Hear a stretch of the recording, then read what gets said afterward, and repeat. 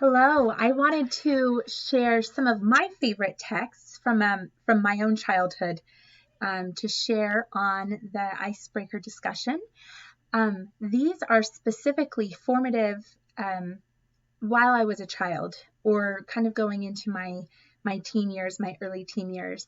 If I were to share young adult books or children's books that I've enjoyed as an adult, the list would be really difficult for me to narrow down. So I've tried to just kind of focus on things that I recall from when I was a child and things that I know were really formative for me as I developed that love of reading independently. So for my first one, I loved the story of Babar. From a young age, anything that had kind of that quirky European feel, especially French children's literature, really appealed to me for some reason, even though sometimes it's a little bit different and kind of bizarre compared to American children's literature, but I've always loved the story of Babar. And I do need to say, I have all of these texts and I would normally just show them to you in the video, but we are in the middle of a move. So all of our books that we're not actively reading at the moment are packed away in storage. So you just get a screenshot of each one.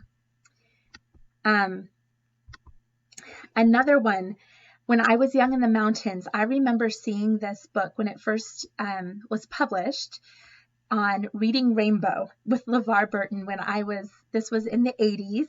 Okay, so I loved watching Reading Rainbow, and for some reason this book just captivated me. I think it kind of was foundational to my love of historical fiction and the way that families and people lived in a time and place that are different than my own.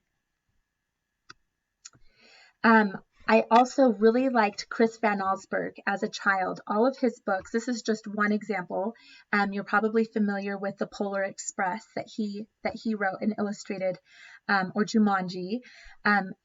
His books were just so, they just seemed so clever, and they were so mysterious in such an intelligent way that it just really appealed to me. Even now when I see his illustrations, I just think, ooh, I can't wait. I just want to dive into that book and study what might be hidden below the surface.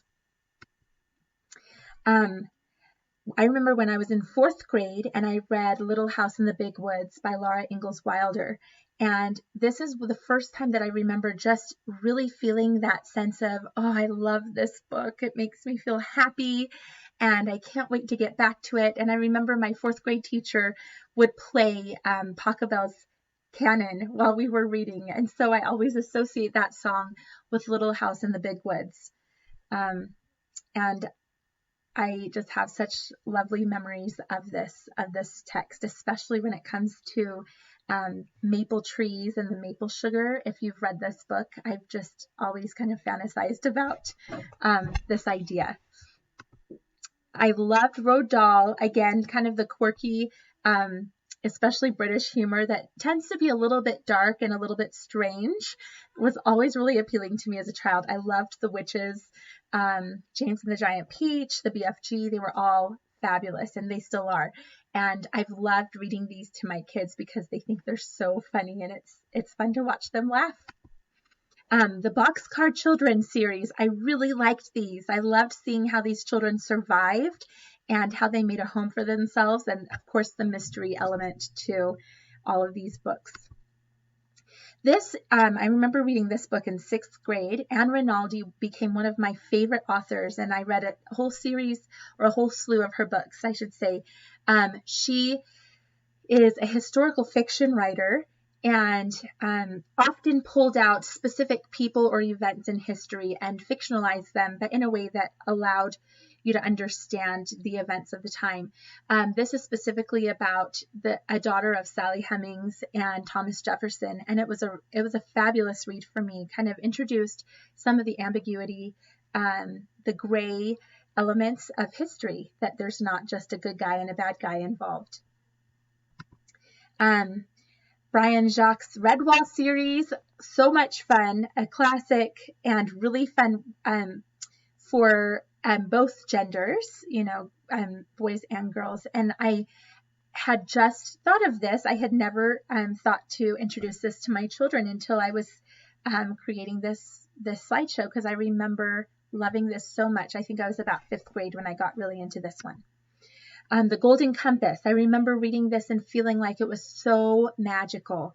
I think I was about 7th grade when I got really into this, and I loved the feeling of, again, just, I love, I'm an Anglophile. I really like things that are British and anything that has to do with England. And this one's kind of a parallel, has a parallel world to Oxford in Jordan College, and just the feel of the, just, it was so magical for me. I loved it. And something I hadn't realized is another one of my favorite texts that's really quite different than the Golden Compass was by the same author. And I hadn't realized this until I was an adult. The Ruby and the Smoke, a historical fiction. Also, it's about a girl named Sally Lockhart whose father disappeared mysteriously. It involves the East India Trade Company, and it's very exciting and fun to read. But you couldn't believe my surprise when I realized that 2 of my favorite children's or young adult books are by the same author. So Philip Pullman is one of my favorites. And then Out of the Dust. This was a one that came out, I think, probably in the early 90s. And the format kind of started a trend with using poetry and verse in order to tell a story in children's literature. So you see a lot of those that have been published in the last 20 years. And I feel like this is one of the first that really started that trend. I shouldn't call it a trend, but that style. Out of the Dust, it's about the Dust Bowl during the Depression, and it is so beautifully done. I loved this one. So that's my 10, and I know I went way over time, so I don't blame you if you stopped this video much earlier. They should have only been 5 minutes long, so sorry about that. Thanks for listening.